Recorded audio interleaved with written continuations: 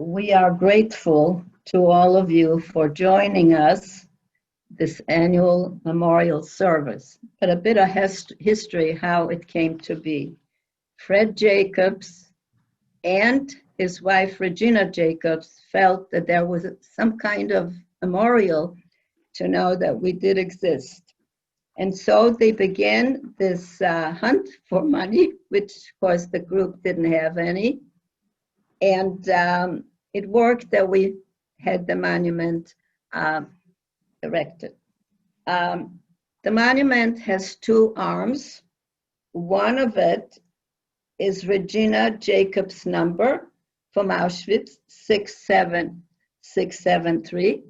And the other arm has the name of David Chase's father, Ariel Leib, and the number was 35433, but of course he perished in Auschwitz. And so it began a long association with the memorial. After a while, Fred Jacobs asked if Nina Huff, who's the daughter of survivors, and I could take over the running of this memorial service. So we are very glad that you were able to join us. We, the survivors, and our descendants, and hopefully the decent people, must forever remember the innocent victims, the men, women, and children of the unspeakable horror inflicted upon our people by the monsters who really had able harm. In other words, they were like human beings, but they were really barbarians.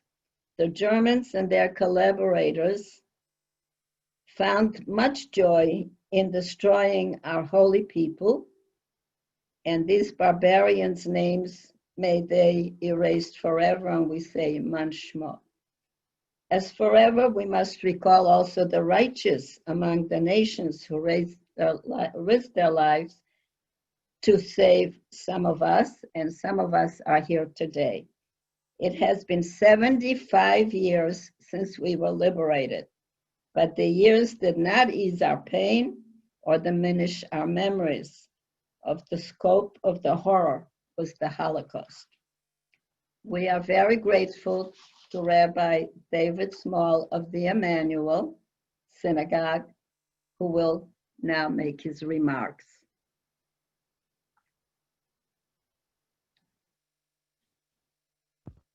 Thank you, and it's an honor to be here on this important occasion. There are many voices that come out of the Shoah that have been recorded, whose students wrote down their words, and they come down to us across the ages. One of those that made a deep impression on me, the teachings of Rabbi Kalman Kalanimus Shapiro, also known as the Ishbitzer. One of the teachings of the Ishbitzer regarded the different aspects of divine presence. He taught to a Jewish community that was in agony and facing destruction. And he said, there are different aspects of the divine presence. One of them is called Malchut. And there may be times when God's Malchut, God's sovereignty over the earth, appears hidden from us, appears distant from us. In times of hardship and suffering, in times when tyrants appear for the time being to prevail, we may not be able to see God's Malchut at that moment. However, taught the Ishbitzer, there is an aspect of God, that which is closest to human beings, called the Shekhinah, which means the indwelling. And the Shekhinah never leaves us. The Shekhinah is present with us at all times, in all situations. And taught the Ishbitzer, Ki'ilu, God is not only present with us, but suffers with us in our times of suffering. This is the true power of presence. There are many ways that tyranny must be resisted and evil must be counteracted. One of them is through acts of malchut. We are called in the Aleinu prayer every day, L'taken olam b'malchut Shaddai, to repair the world and establish God's sovereignty. As the great Rabbi Abraham Joshua Heschel has taught, we are summoned to take a leap of action, to be active in the world, to ensure that the horrors that our people suffered will not be suffered again, neither by us nor by other people as well. And that is one level, to act on the level of Malchut. When we are able to do that, it is very important. But then there's this other level that, in my view, is even more precious, which the Ishbitzer is talking about, called presence. And presence is about more than interventions. Presence is about being there, caring, compassion, and connection. And even in the most horrendous circumstances, we have learned from survivor testimony of the most unbelievable acts of compassion, of caring, of presence, the way that people were there for and with each other in the worst possible conditions. And this is at the core of spiritual resistance to tyranny. For tyrants may destroy our bodies, but if we do not let them, they do not destroy our spirits and our souls.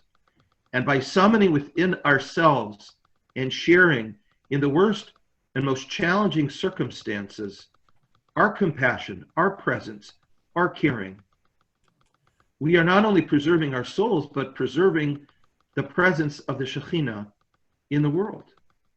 So as we look back on these terrible events and we remember the victims of the Shoah, as we approach the holiest day of Yom Kippur and we seek to mend ourselves and our world, let us not only resolve the Taken Olam b'Malchut Shaddai, to mend and repair the world through acts that establish God's Malchut and sovereignty, but let us, through our own presence, through our compassionate care for each other, for our loved ones, for strangers who need our help, to maintain the presence of the Shekhinah. The Talmud teaches that in a loving couple, Shekhinah beinehem. I would add that this not only applies to a loving couple, but to human beings who encounter each other truly and who voice and act upon our compassion and concern for one another. When we're able to do this despite everything, in the worst possible circumstances, we keep God's presence alive in the world and we kindle sparks of holiness within ourselves and among ourselves. May this be our task and may we fulfill it in the coming year. We wish everyone an easy fast. May we continue to endeavor to heal ourselves, improve our own souls, and mend the world. And as we do so, we keep the memory of our loved ones martyred in the Shoah right before us. May we be worthy of their legacy, and may the spirit that the Ishbitzer invokes of the divine presence inspire us, comfort us, and give us courage. Amen. Right. Thank you, Rabbi Small. My name is Kathy Fishman, and at this time, I would like to call on our 6 candlelighters who will say where they were during the war and then light their candle to honor those who perished. You're going to say. We'll begin with Eva Bardwell. You have a candle to light. You're going to light a candle. I will light tonight in my apartment. Why don't we move to Leon Comides? If you could unmute yourselves and please state where you were during the war. I am Leon Comides, and I was hidden in a Uniate monastery in Univ, now Ukraine. Edith's daughter. Thank you, Leon. Edith Denes. I was born in Munkács, Hungary, and I was in Auschwitz, Ravensbrück, and Neustadt Glewe. Should I light the candle? Please.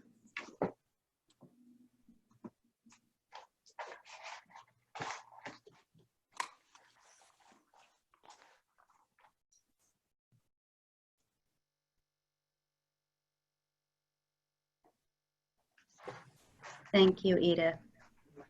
Irene Fresh. Hi, where were you? Irene, I am from Drohobych, Poland. Where were you during the war?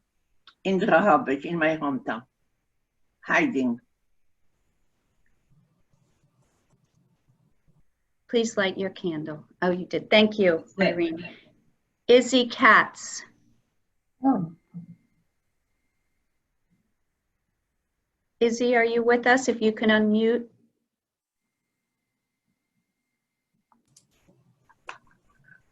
I think Izzy's just joining. Michael, how about you go? Michael Selinger. Michael Selinger. Michael, you talk. They want to know your name, Michael Selinger. what, your And birthday. where were you during the war, Michael? I was married. I What- was born in 1927. No, 26. 27. You were born in 1926. And where were you during the war? Where were you during, where's your hearing aid? Where were you during the war? Don't you know where you were during the war? In 1945. Where were you? What do you want to know, his camps or town? Sure. Either. Camps. Both. Camps. What camps you were in? Down camps. Several different camps in Okay. Germany. Okay. I was born in Poland. Okay. Thank you. Why don't you light a candle for us now? Thank you.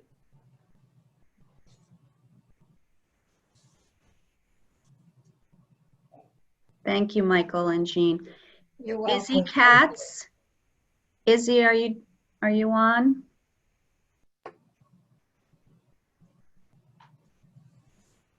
She has to unmute you. Please unmute yourselves. Yeah. Can you hear me? I can, yes. Good. Izzy, where were you during the war? I was many places during the war, including Siberia, Kazakhstan, and other places as well. Thank you. Would you like to light your candle now? Here.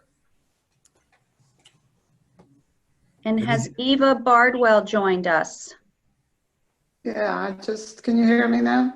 Yes. Hi, Eva. Hi. I was in Uzbekistan during the war, Thank you. and my candle is lit. Thank you. Thank you to all of our candle lighters. We really appreciate you being here during this new normal of ours and for honoring those who perished. Now I'm going to turn it over to Rabbi Lefkowitz. Well, if you're able to rise for the mole, please do so. And just also an honor to share this with you. You know, at the today we have the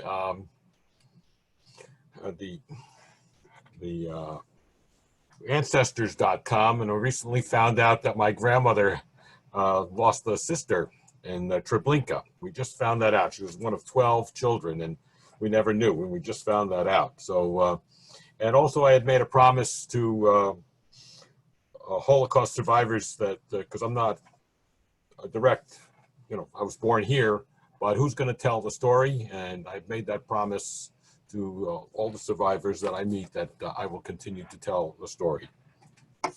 So we'll begin with the mole.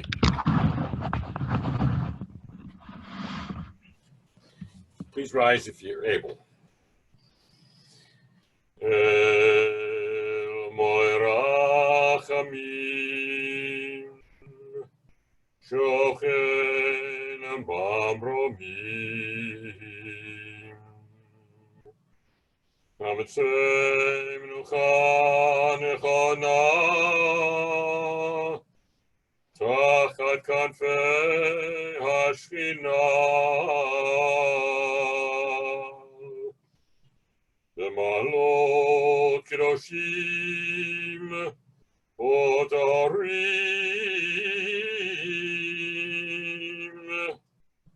כזר הרקיע מזהירים את נשמות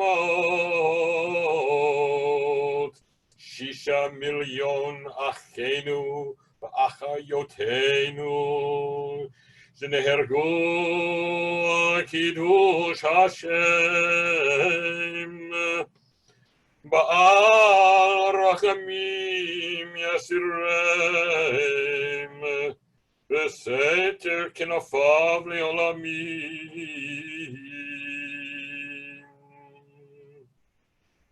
ויצרור בצרור החיים את נשמתם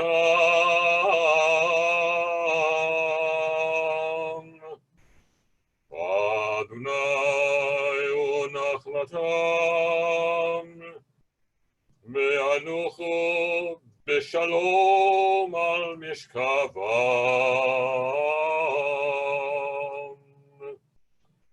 ונאמר אמן.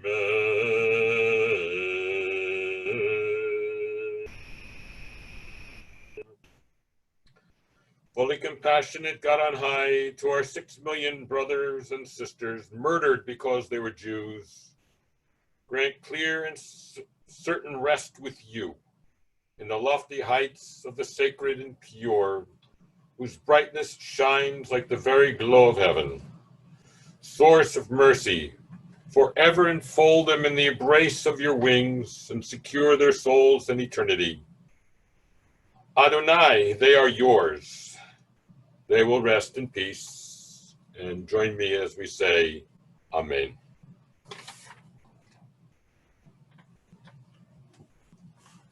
You may be seated.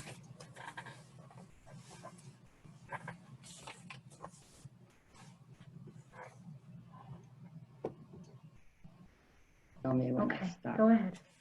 Okay, during the Nazi reign of terror between 33 and 45, more than 6 million of our innocent people were slaughtered.